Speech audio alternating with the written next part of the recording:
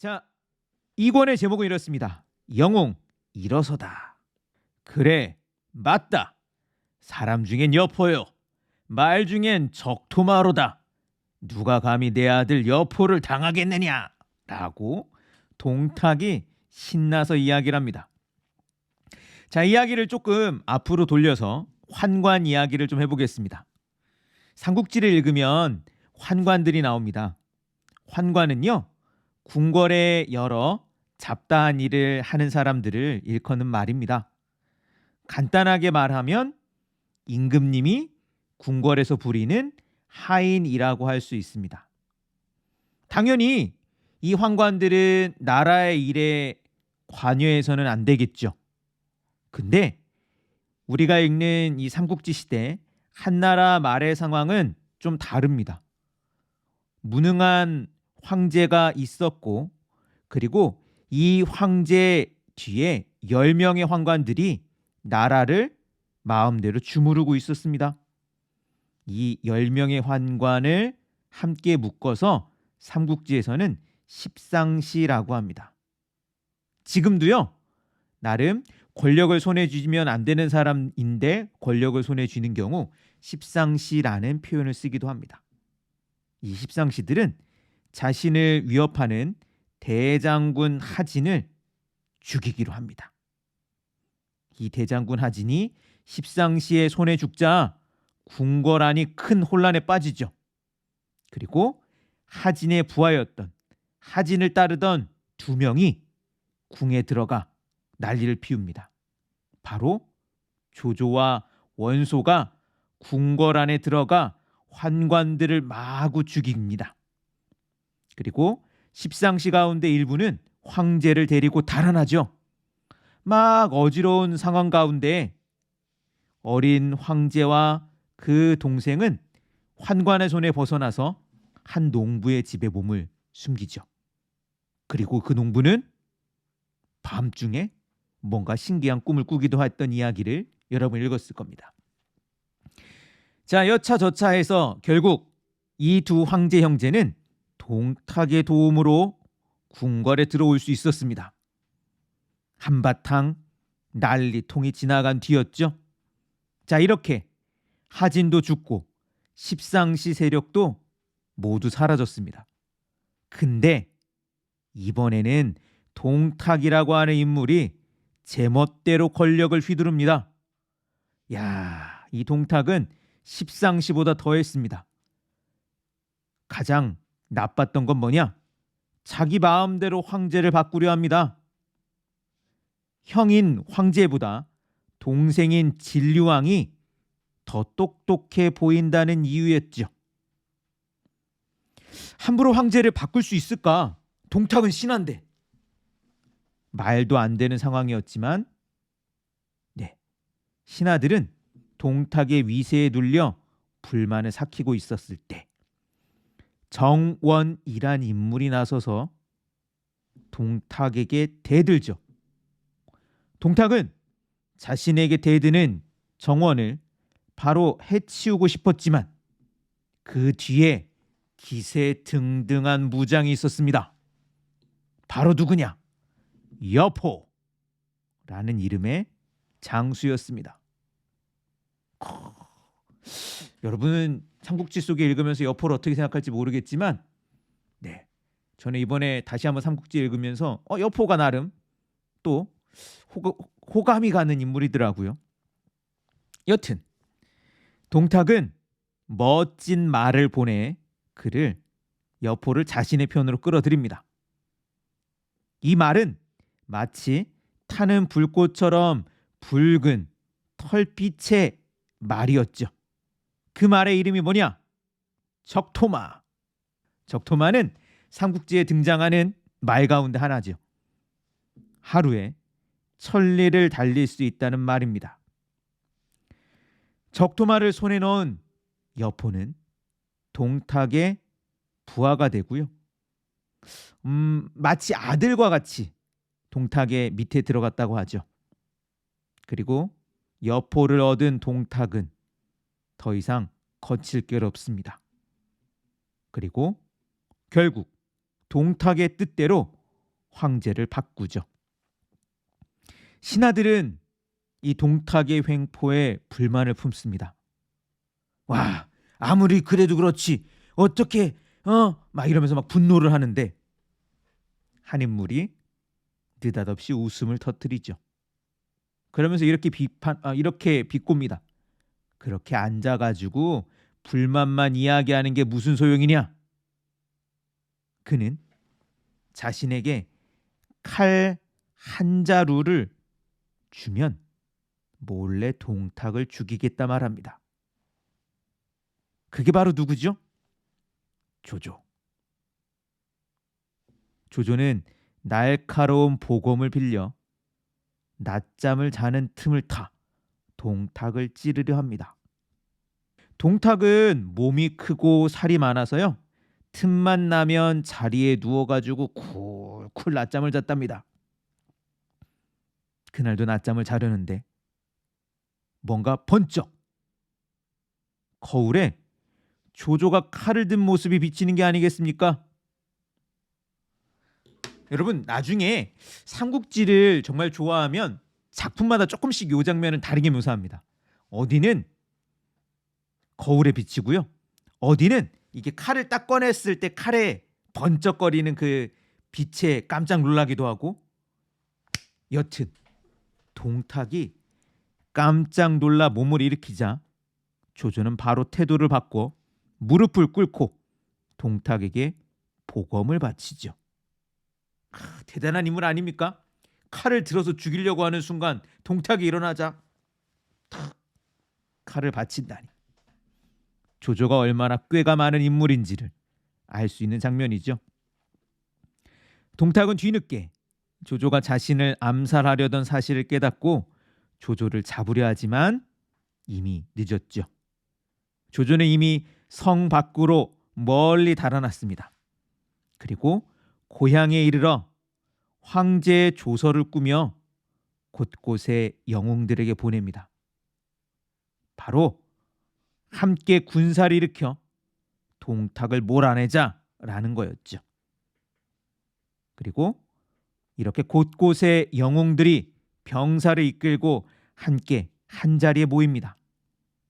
동탁과 맞서 싸우기 위해 모였던 그 가운데는 앞서 활약했던 손견, 그리고 유관장 삼형제도 있었죠.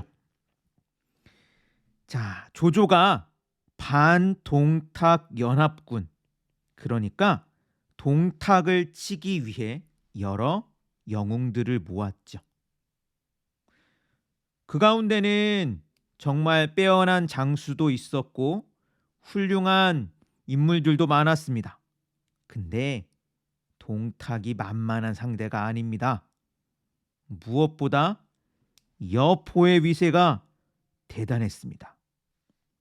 여포가 적토마를 타고 활약하는 모습을 보고 이렇게 감탄할 정도였습니다. 마중 적토, 인중 여포로다.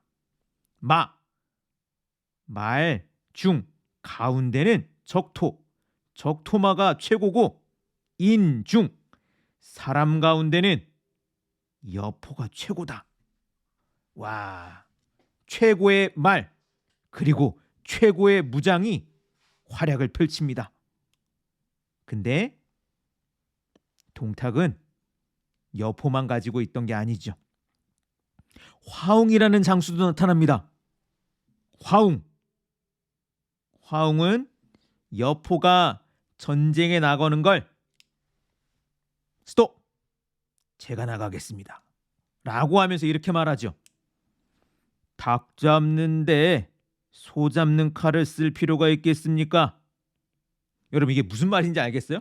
닭 잡는데 소 잡는 칼을 쓰면 안 된다는 거예요. 불필요하다는 거예요. 예를 들어 이런 얘기입니다. 닭은요, 여러분 닭을 잡아봤는지 모르겠지만 닭이 한 요만합니다. 그죠? 닭 잡는 데는 그럼 칼이 얼만큼 크면 되겠어요? 그냥 이 정도, 뭐 이게 그렇게 작은 칼 갖고는 안 될 거고 커터 칼 갖고는 안 될 거잖아. 그냥 이 정도 칼이면 될 거예요. 그죠? 근데 소는 엄청 큰 칼이 필요합니다. 즉 야, 지금 이제 동탁 보고 얘기하는 거예요. 죽은 쟤네들은 닭이에요. 닭인데 소 잡는 칼처럼 큰 칼, 훌륭한 인물을 쓸 필요 없습니다. 여포는 남겨두고 닭 잡는 칼, 저 화웅이 나서겠습니다. 저렇게 보잘것없는 이들을 여포같이 큰 인물을 내보이지 마십시오. 실제로 화웅의 기세가 대단하죠. 이름난 장수들이 화웅을 맞서 싸우는데 파파파파 슉. 네, 삼국지 속에선 이때부터 이제 죽는 이들이 등장합니다. 되게 안타깝지 않아요? 네, 삼국지 이야기가 시작하자마자 죽는 사람들, 다치는 사람들이 등장합니다. 자, 갑자기 분위기가 얼어붙죠. 야, 누가 화웅을 상대할 수 있을까? 이때 뚜둥 관우가 나섭니다. 자신이 한번 화웅과 겨뤄보겠다며 나서는데, 근데 여러분, 이게 우리가 삼국지를 좀 알거나 그래서 그렇지 이 이야기를 좀 제대로 생각을 하면 그런 겁니다. 지금 관우는요, 아무런 이름이 난 인물이 아니에요. 쉽게 말하면 듣보잡입니다. 와, 원소가 당황을 하죠. 아니, 지금 이름난 장수들도 모두 땡강땡강 목이 달아나는데 네가 누구라고? 신출내기 보잘것없는 너는 누구니? 라는 거죠. 그때 조조가 한번 맡겨보자라고 설득을 합니다. 그러면서 따뜻하게 데운 술을 한 잔 건네죠. 여러분은 술을 마셔보지는 않았겠지만 여러분, 술이 그 데워 먹는 술이 있다는 거 알고 있었나요? 실제로도 있습니다. 그리고 저는 저는 어른이니까 술을 좋아합니다. 술을 많이 먹는데 저는 처음으로 중국에서 따뜻하게 데운 술을 먹어봤었어요. 중국 술을 따뜻하게 데워서 먹으면 되게 맛있습니다. 옛날 사람들은 술을 이렇게 여러 가지 의미로 사용했었어요. 뭔가 축하의 의미도 있고 응원의 의미도 있고, 아마도 조조는 응원의 의미로 술을 데워 주었던 거겠죠. 약간 분위기 깨는 거지만 연구자들의 결론을 얘기해 줄까요? 이 당시에 왜 술을 데웠는지? 얘기해 주지 말아요. 얘기해 줘요. 술을 데워 먹었던 이유는 그 당시 술이 깨끗하지 않았대요.